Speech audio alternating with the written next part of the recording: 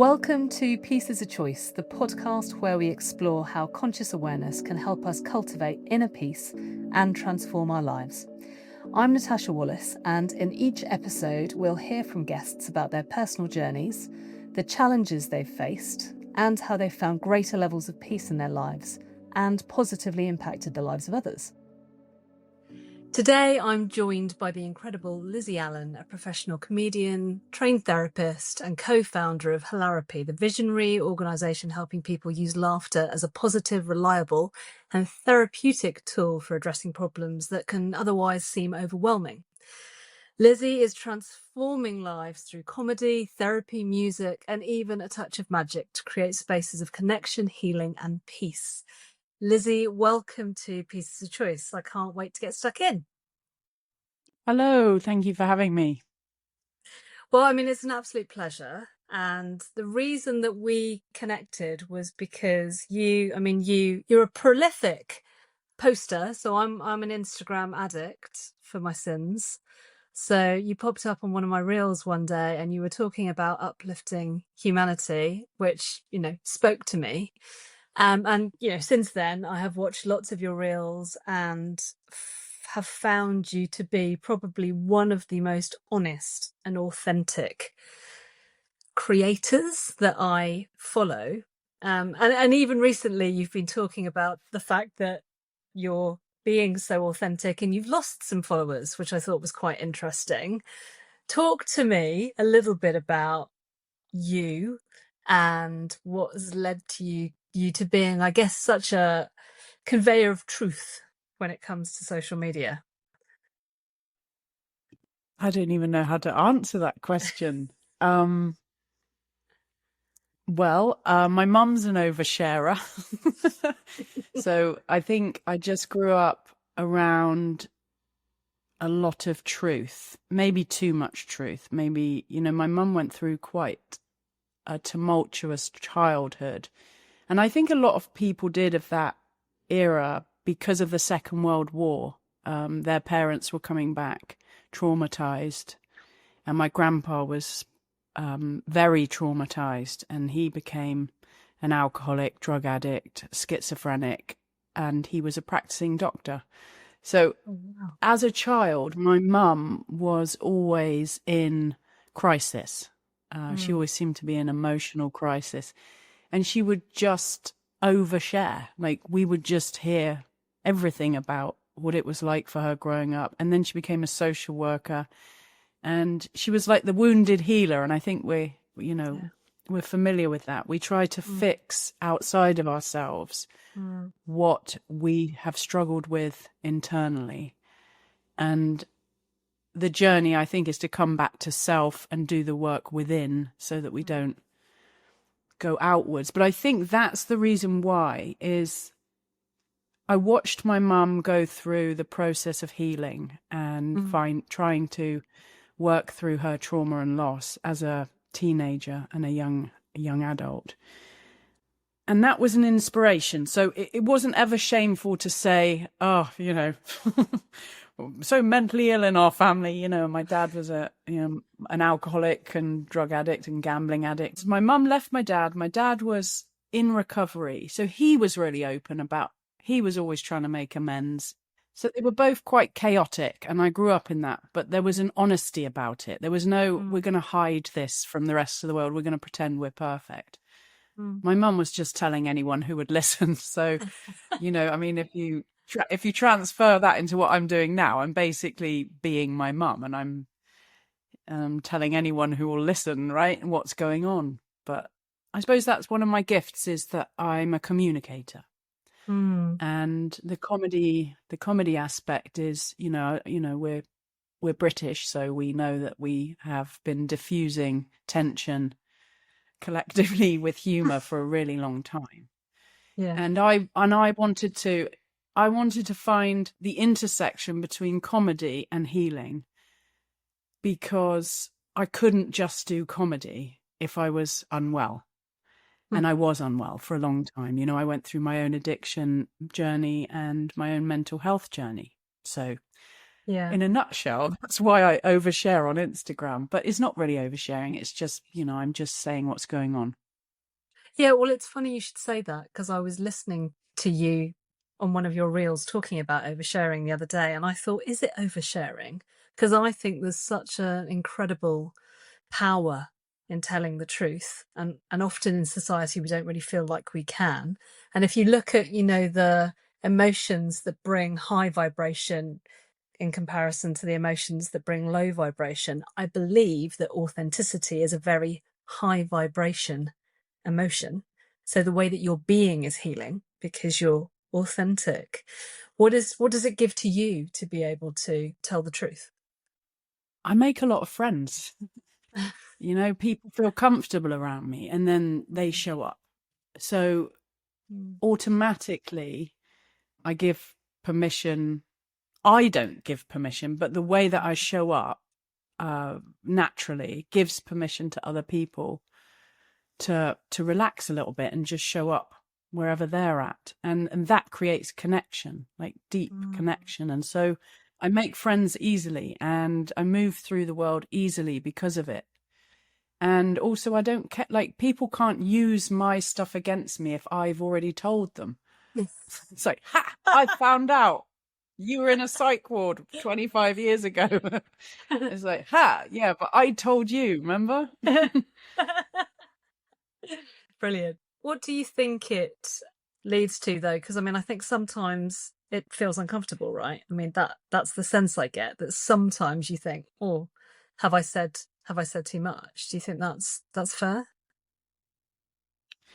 Yeah, I think when other people are involved, for sure. Like I'm going through, I've broken up with somebody a month ago, or our paths have parted, right? And I have been talking about that a little bit, but not talking about them personally. It's more about what it's like to go through the grief of, because it's not just the loss of the person. It then becomes all the grief. It's the patterns that have been showing up in my lifetime. And then it's all the grief to do with not being able to save my mum, and then seeing these patterns that have shown up in my relationship. And then I'm sharing that. And then I'm going, oh, is that too much? Because what if it upsets them or their friends or maybe they think I'm trying to generate content, that kind of thing. So that's more of what I worry about. Is this harming somebody else? But then I get messages from people and they just really appreciate it because they're going through it themselves, and it's a universal experience and it's not personal. Yeah. It's not personal, right? It's all of us. We all have to go through this stuff. So why do you think we hide so much then? Well, I think we're just living in this ridiculous, homogenized construction, and we're being programmed. We're programmed. We're kind of part of this capitalist machine, which is very destructive. Like it has none of the divine feminine in it. So it's like off the charts masculine, not divine masculine, right? But the imbalance, right, is just ridiculous. So people hide because we've been conditioned, we've been pressed and told as children, don't talk, respect your elders, respect anyone, follow the bells, all of that stuff. So coming out of that and kind of risking rejection, risking people pointing at you and saying, you're wrong and bad and you don't belong here. That's kind of why people hide, I think. I think if you're willing to let go of what no longer serves you, which is a painful process, you're going to be able to receive what you actually can vision for yourself and what you actually feel internally. Maybe. Well, and do you think big questions, right? Big questions. Well, this is why you're here. You're the person that talks about the big questions. And you think that being open and honest and being authentic is part of that process of healing and sort of releasing? Yes, because Yeah. if you're hiding, you're strategizing in relationship. When we grow up, we shave parts of ourselves off to fit in, right? Mm. You know, we try behavior A with our parents, it doesn't work. We try behavior B, and we get our needs met. And whatever that is for you, whatever your family requires from you for you to fit in, Yeah. we then end up going, oh, well, that part of me is unacceptable. I'm just going to get rid of that. And I'm only going to show up as shiny and helpful and whatever it is that you know, gets your needs met. And then as adults, we don't check in and go, well, hang on a minute. That is actually, I've just got rid of all of my, you know, passion and all of my, you know, I've thrown the baby out with the bathwater. So then we just strategize in relationship. Like if I'm going to show up like this, you're going to love me. And if I can't show up like that, you're not going to love me. It's interesting that you talk about childhood and that we sort of learn a series of behaviors that allow us to survive in childhood, and then we don't realize as an adult we're still using those behaviors. I often say when I'm coaching people that we spend our lives trying to find our way back to our authentic self, which is the self that we sort of came out of the womb as, you know. And when you're young, before you have all of these experiences and end up putting all of this cladding on you to be the person that you feel that you need to be for the adults, you're actually free. And, you know, if you're lucky enough, you have a sense of self and you're authentic, and then you start adapting to be something that everybody else wants. And then often you spend your life trying to figure out who you really are so that you can get back to some sense of peace, which has certainly been my journey. Now, you did a TED Talk that has had thousands and thousands of people watch it. It was very popular. And you talked about comedy as part of that. You talked about transforming your shame into comedy. Can you tell us a little bit more about that? Yeah. So I grew up watching French and Saunders and just decided at about the age of 10, oh, that's the job for me. Right? That's the job I want. That looks perfect. And growing up, I couldn't really get that dream off the ground because of everything that got in the way. You know, I was not well, right? I was running away from myself. I had internalized homophobia. I was smoking weed. I was doing drugs. I was partying. I was just pretending. And I went through this whole episode of psychiatric ward when I was 19 and came out the other side of that and decided, right, I really need to do whatever it is I'm supposed to be doing, which felt like some sort of performance. And so I started doing that at around 22, probably is when I first did stand up. And I did a little course and then hosted a show and stuff. But I was so hyper vigilant of the one person in the room that didn't like me. I was running on fear. And it was a lot of fear of having to be perfect. Come back when you're perfect, right? Which is not something you can be straight away. You have to go through the learning process. But it was just so painful and traumatic not to be perfect because of stuff that had happened, you know, specific things that had happened and had stuck with me. So I would go to the stage, I would do something, and then that would leave me running from the stage for years at a time. Oh, wow. Then when I finally got into recovery, I was 29, and 2 years into my recovery, two of the older people in my circle, in my recovery circle, they said, you've got to go and do some education. Of course, I was terrified. I didn't have the points for university, nothing, you know, I was just... But there was a course that popped up, and it was comedy writing and performance degree at Salford University in Manchester, Salford, but Manchester. And it was like the first time they'd ever run it. It was just so magic. It came out of nowhere. It was like, we're doing this course, you know, and I joined the course, got on it. And 3 years later, at the end of the course, I did a research performance project. And I kind of didn't know what I was doing. And my poor tutor had to kind of spoon feed me, you know, what's your question? Because, you know, the whole thing was just bizarre to me, all of it, everything, education, everything. It's just bizarre. Like, why are you even putting anything up, like your creativity on a marking system? That would like really bother me. Yeah. Anyway, I digress, but I did this research project. Can I use comedy as a therapeutic tool to smash the shame and stigma that I carry? And so then began my research into, well, who's using comedy as a therapeutic tool?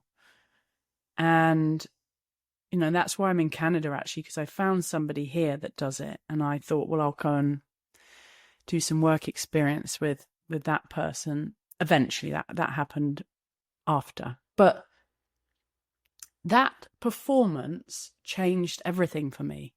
And it was filmed, and then a psychiatrist from the psychiatric ward I was in 10 years before saw it and invited me to come and do a performance for a mental health roadshow. And then somebody else saw it there and said, would you come and do it at our treatment center over here? And somebody else saw it there and said, can you come and do it for our charity over here? And it was like, oh my God, this is really helping people. At the same time, I was putting on a show, or putting on a comedy night at a dry bar with all my recovery friends. And I was just living it out, this beautiful experience of being around all these beautiful recovery people with all the joy of being free from active addiction. And then I got a job with a charity, a front-running charity that really builds communities of recovery outside of services. And that was up in Preston. It's called Red Rose Recovery. And that was a really networking job. And they said, well, we can help you with your comedy. You could do your comedy therapy here. So they got funding from the Drug and Alcohol Services. I began doing this work over there, and I called it Addictive Comedy. And we had that night. And then I thought, well, the people who are coming out of this course can come and perform at our recovery night in the Northern Quarter in Manchester. And we were always sold out. It was so popular, and the vibration in the room was always just brilliant. And it didn't matter if you were good or not, which is something that you do not get in comedy clubs. Right. We were just glad you were alive. that was like, we're just glad you're freaking alive, mate. And we're just like going to cheer you and love you up. And just the way that everybody, you know, if somebody came into the room, you know, the audience would all mix. They'd all get together. You know, there was just this like hugely healing and joyous vibration in the room. And that's what kind of, I started to join the dots, and it was like, oh, hang on a minute. If we mix the community and we mix the therapy and the spirituality and the camaraderie with the comedy, with the creativity, with the storytelling, with the ownership, we've got something different here. Now we've got something which can come out of the, you know, the 12-step recovery meetings and all the stigma that comes along with that. We can come out of, you know, and we can just come out and tell our stories. And it just snowballed. And I moved to Canada, and I needed to get away from that because I was doing the same story again and again. And I was like, I'm bored of this now. I need to go and move and do a creative project. And I just sort of thought, well, I'll just go and do 6 months in Canada. And when I got here, I thought, oh, I think I'm going to live here. And I've been here 10 years now. But to stay, I trained as a therapist, which actually changed my life, because I began then to look at the fact that I had shaved off half of who I was, that I was only showing up in the parts where, you know, because growing up with a mother who was always having a meltdown, I had learnt to push feelings down and internalize some sort of story where my feelings hurt other people. Yeah. It was unsafe to have feelings as a child because it seemed to make my mum more, you know, she couldn't cope with then having children with needs as well as being a social worker, as well as all the stress and the overwhelm that you would get. So I learnt to cry, and I learnt to embrace my shadow, and I got to know this other part of myself which I had rejected. And then when I came onto stage, I was somebody else. I I was all of me. And then I realized, well, we don't have to be perfect on stage. In fact, the more permission I give myself to just be here and be authentic, the better. Yeah, amazing. So I've got so many questions in my head, and if I asked you all of them, we'd be here for hours. So let's focus on the one that's really buzzing around in my mind, because there's something about your energy that makes me think that you go with your heart, or you go with your gut, or you go with your intuition. You're moved to do something. I'm moving to Canada. I'm doing this. I'm going to. I mean, for a lot of people, the decisions you've made in your life would seem like risks, right? But it feels like you are moved to do something. Do you think that is that a fair observation? Yes, and good eye. Because I have a team of people or team of workers, and I came here on a mission. And I see a team in, in spirit or other dimensions. So I came here on a mission. Like, I've always just known I'm going over here now. I'm going over here. And there came a point in my life where I said, I'm not going to sit on this volcano anymore. I remember being about 22 or 23 and just having this, because I would sit on that dream, like the dreams that I had and the visions that I had of me being in certain places and being around certain things and doing certain things. They did seem crazy, and people would look at me like, yeah, you're crazy. Yeah. Because it was so out there and so big. Yeah. My friends used to call me cosmic from like the age of like 18. Like, oh, Liz, you're so cosmic. And I'd be like, oh my God, guys, we can have all this love without drugs. I was like, that was, my sister had to say, Liz, we're all trying to have a good time here. Can you just shut up? But I was like, no, we can have this without drugs.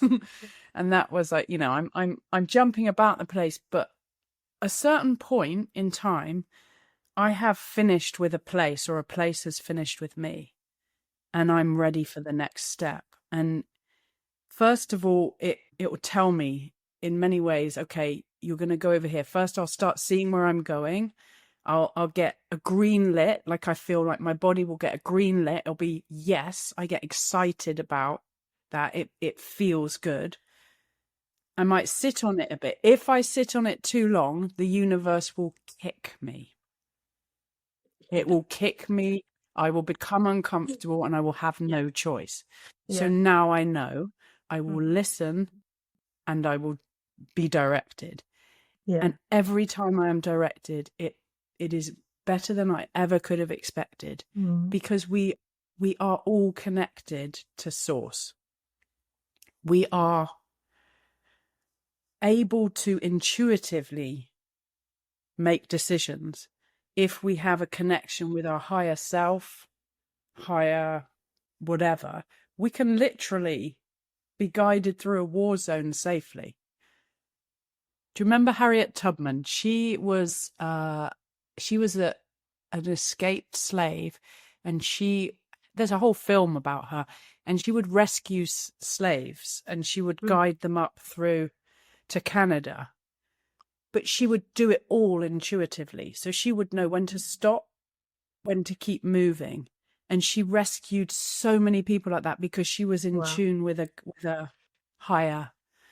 And we all have that, but it takes discipline, right? And the logic mind will say, don't do that. You're going to get a pay rise, so you can't leave the job, Yeah, absolutely. Even though the job is killing you, right? The whole system is killing us, right? The whole system is killing the planet. And we need to be able to step out of that and follow our own inner guidance system. We need to trust ourselves. So what you're basically saying is, I trust myself. Well, I mean, I love this. I wasn't expecting us to talk about it, but here we are. So that was obviously meant to happen. So, I mean, you and I are very, very similar in that respect, but I never talk about this. I mean, there'd be very, very few people who I would tell that I am guided to. But this is just something that happens. I'm guided. I get these I call them messages, and then I have to act. So pretty much my whole life at the moment is about, I'm getting all sorts of direction that comes from somewhere, and I am following it, because for the first time in my life I have let go of trying to control my life, and I realized that was making me desperately unhappy. Because actually, as you say, if you listen and just stay attentive to what is going on around you, you get all of the information that you need in order to be able to make all of the decisions that you need to make to live your best possible life. I mean, I'm sure there'll be people listening to this that think that that is crazy, but I really firmly believe that it's true.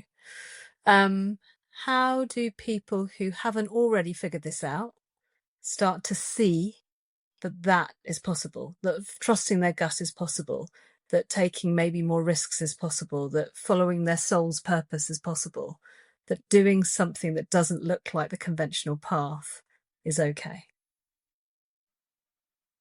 Well, I think people don't have a choice anymore, because the systems are absolutely crumbling around us. And if you can recognize that all the upsets, all the discord, all the seeming endings, or, hard times, or whatever it is that you might look through the lens of, just recognize that those things are directing you into something bigger, better, stronger, more vital. And it's okay to get outside of the box. And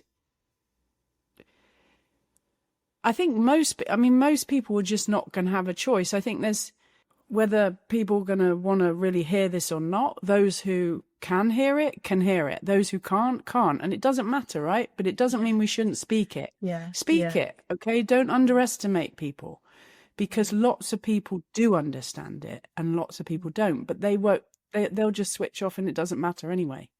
So the world is splitting into two, okay?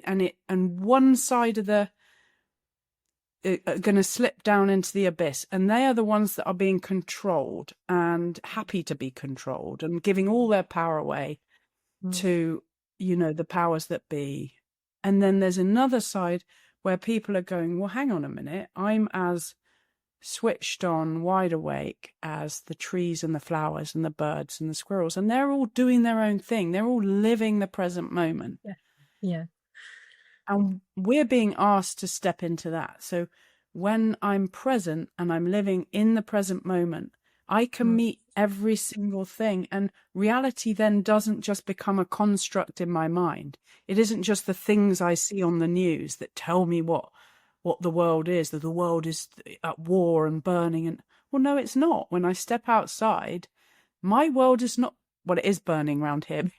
We've got smoke coming in from a forest nearby, forest fires and stuff. But ultimately, we're looking at a choice. And the choice is, are you going to wake up and,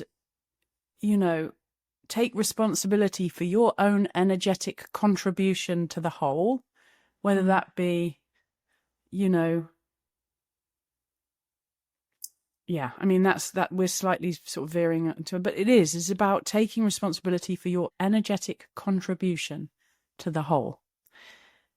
And people think it's going to be so much better if there's a war over there and I don't agree with the war, so I'm going to be really self-righteous and bang on about how much this war shouldn't be happening. Of course the war shouldn't be happening.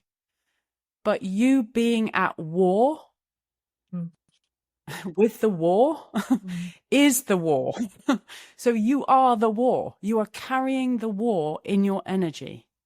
And I think it's a process that we need to go through. Like, we all have to go through this process of like, I can't live in this world. And so that's kind of like a process. You can't just get rid of it. But once you get through it, you need to understand that your energy is important, and what you're adding your energy to is important. Yeah. Yeah, absolutely. I mean, I often talk to the kids about keep the vibration high. So if they go into sort of a sense of complaining about things or complaining about people or, you know, making observations that just don't feel particularly productive, I now say, come on, guys, let's keep the vibration high, because I firmly believe that we all have a role to play in keeping the vibration of the planet high. You know, you talk about uplifting society, and we can all make a positive difference, can't we? But I think the way that our siloed, separate, distracted world has evolved means that we're often rooted in this: I need to protect myself, I need to survive, what about me, what does this mean for me, how do I make sure that I don't look bad in this situation, how do I make sure that I look better in this situation? And when you can throw off the shackles of all of that thinking and think, well, what can I do to uplift humanity? What can I do to help people every day? What's my positive affirmation for the day? What am I happy about? What am I grateful for? You lift all of your energy, don't you? And if you can stay in the moment whilst doing that, you know, what you said about presence is so important. When we drift into what could happen or what did happen, which is just all rooted in fear often, we just stay absolutely present in the moment and think about what we're here to achieve and what difference we can make and how we can make things better, both for ourselves and others, because it isn't about being totally selfless, because we need to feel good to do good work. Going back to your point about you needed to get yourself well in order to do your work. Everything is uplifted, and then all of those fears and the fact that we're losing hope as a humanity because we see all the atrocities around us and it seems like everything is tragic, doesn't it? You become part of the solution. It's action. It's action. Like every morning it's getting up and it's aligning your mind and your heart and your spirit with your higher self. Like your higher self is the part of you that's eternal and connected and untouched by anything that happens on earth. And I think if we remember that none of us are getting out of this alive, right? You don't get out of this world alive. And all we do is live in fear collectively, where it's a collective vibration of fear. And if you recognize that the fear itself is the enemy, not the cause of the fear, that the fear itself is blocking you off from your essential self, from your higher self, because fear is a construct in your own mind, you know? So it's the small self that becomes afraid. If you were living with your higher self and in connection with your higher self and guided by your higher self, which is one with all things, there is absolutely no need to be afraid, because you remember that this is the dream. We are here playing around in this illusion of separateness. You've got your body, I've got mine, but essentially the same energy is animating all forms. So if you remember that, you remember you're actually just playing out your own drama. And as soon as you realize that you're playing out your own drama, then you get to choose again. Absolutely. Drops It's the mic interesting. and leaves. Yeah, no, I know. Do you need to walk away now? Is that's No, I don't know. Yeah. I read a book. Have you ever read the series of books called Conversations with God?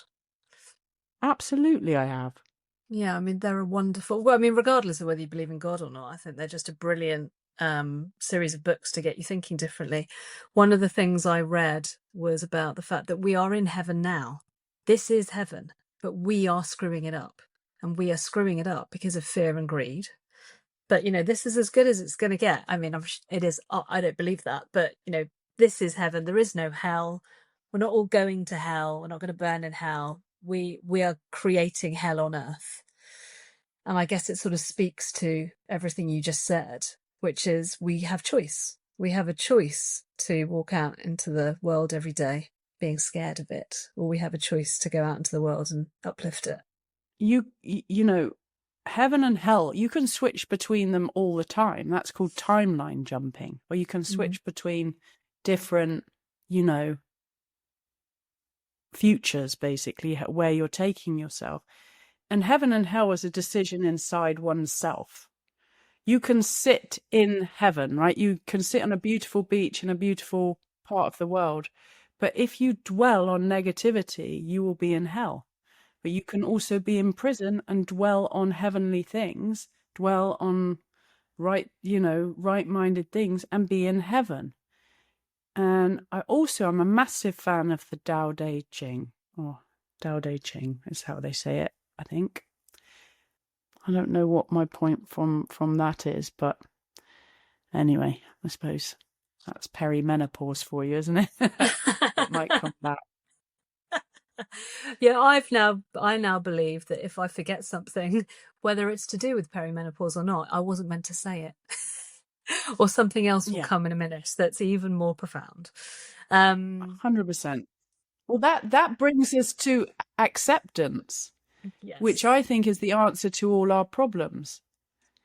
Because what you were talking about earlier, you were talking about sort of, I want things this way, I want things that way. The ego mind, you know, I'm better than, I'm worse than, you know, this. And you talked about not controlling anymore. Like, you're accepting you don't actually have control. Yeah. So I think when people start sounding out, like, I'm not saying don't speak up about important things and don't take right action and don't, you know, I'm not saying any of that. I'm not saying just ignore the plight of other humans or the planet. It's really, don't get so upset and angry and self-righteous and blamey.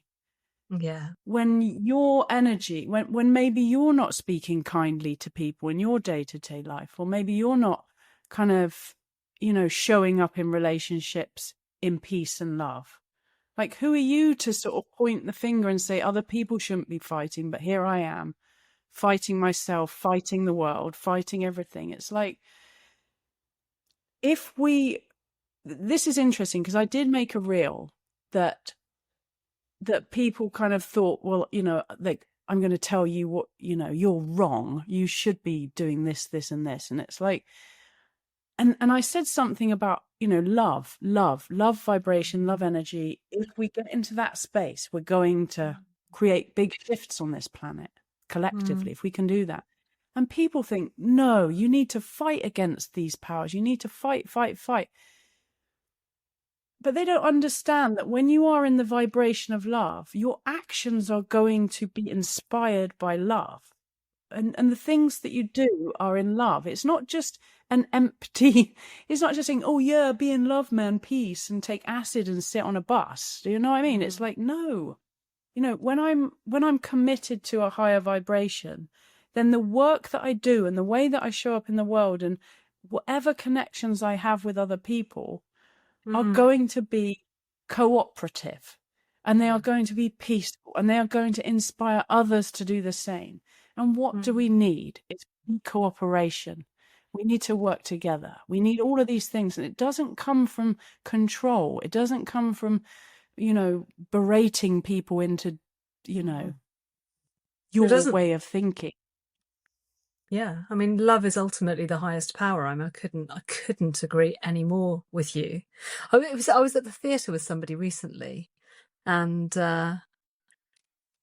we were at this incredibly emotive show, which I just wanted to cry the whole way through. But I noticed how separate everybody was. And bearing in mind, we are British, so we were being our most British selves. But everybody was sitting very separate to each other. Nobody was touching, and I felt like I was the only one who was sort of sobbing my heart out in this theatre. And I thought, why is nobody touching each other? Why is nobody holding each other? Why is nobody loving each other up? Why do we not see that? Why do we not? I sort of slipped into some sort of weird 60s type of vibe where I was like, and we had, for part of the show, we had to go outside into like a Minack theatre type of outside amphitheatre.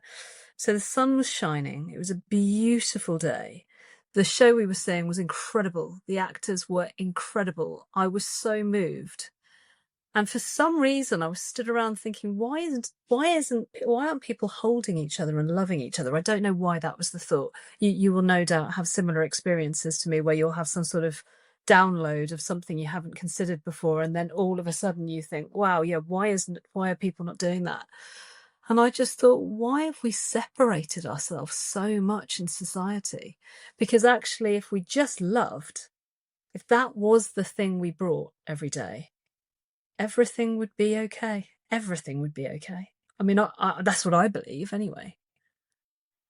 Yeah, I love that. I love that you noticed that. That's such a powerful realization, because what we're talking about here is fear, separation, and conditioning and control.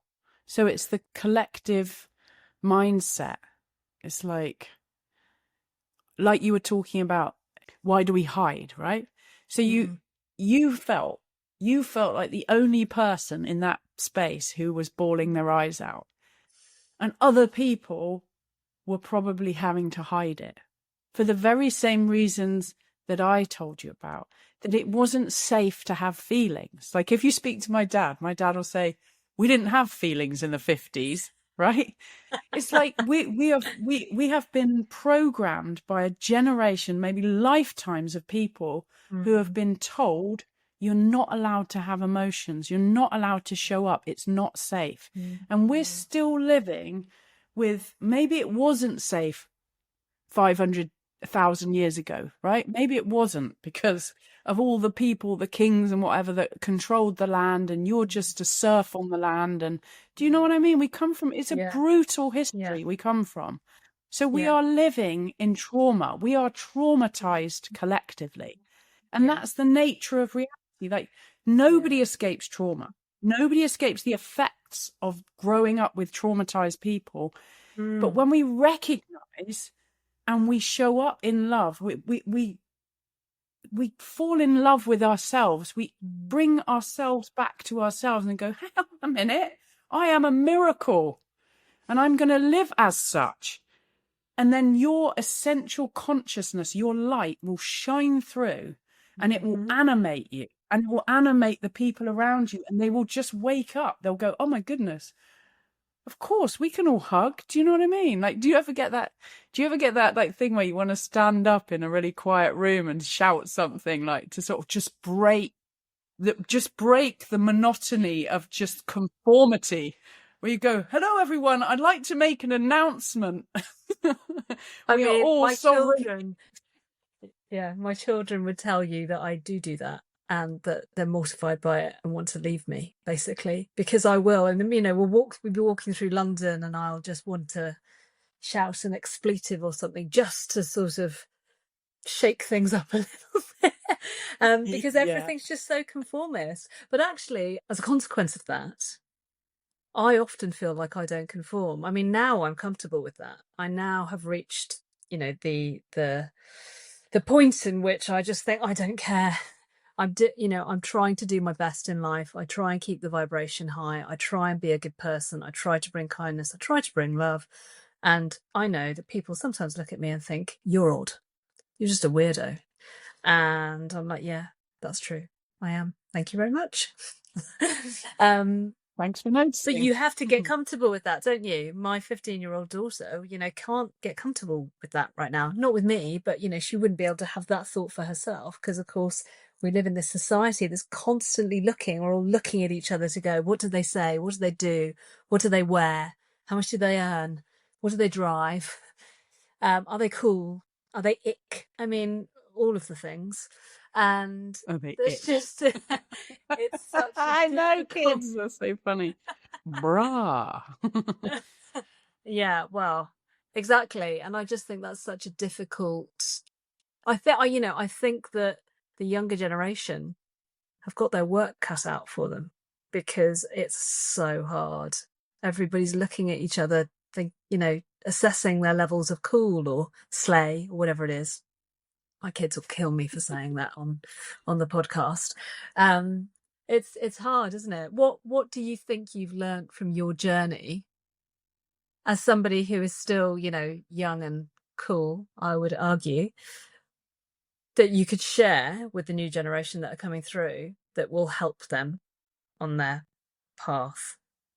Well, I think I would speak to our generation and, you know, and the adults in the room, and just keep doing the things that your children get, you know, like embarrassed about, because the young teenagers, they are so uncool, and they think they're the coolest thing since sliced bread. They think they're so cool, but they couldn't be anything less cool than a young teenager. Like, Oh no. so they go around, but they go around judging, don't they? They're the most judgmental, because they are learning for the first time. And I remember this being like going from this child into a teenager, and the morph was basically the thing that happens is when you're a child, you can't see yourself. You don't look at yourself. You don't think about yourself. And then suddenly, when you're a teenager, you get another voice that comes in and says, this is what people think of you. This is what people think of you. This is what people think. So they start going, well, this is what I think of you. This is what I think of you. This is what I think of you. And ultimately, it's the beginning of that judgy ego voice. So when you just own it, you just own who you are, and you're a whole human, and you can let them have their experience of being embarrassed. That's their choice. Yeah. But when they get a bit older, they're going to go, actually, that is what's cool. Yeah. Because what is cool is being unique, yourself, authentic, different, because we are all original. We all express the life force in a different way, but they are programmed, and it's in their DNA. Like, think about it. This is, they're not just carrying it from this lifetime. They're carrying it from your generation, the ones above, the ones above, the ones above, and the collective. So it's all hammering down on them. So all you have to do, or any of us have to do, is hold that vibration of, I own who I am, and I love who I am, and I appreciate your feedback, but I don't agree. The end, right? Then when they're old enough, they go, oh no, I actually think that's cool. So I can embody that instead. So it's not really about trying to change them. It's just keep doing me. Yeah, be your absolute most authentic self. And because that's cool. And they don't know that. They don't know that because they're still trying, right? Yeah, well, exactly. So there's two questions I've got left. One is, if people want to work with you to do what you do now, what is it you are doing now, and how can they do that? Well, I coach people one-on-one, but I only work with 3 people at a time. So it is an investment. I'll tell you that for free. But you get access to me, and I work very closely with you, and we have a really good time. When it comes to hilarity, I am going to run another course here, but I am going on tour in the USA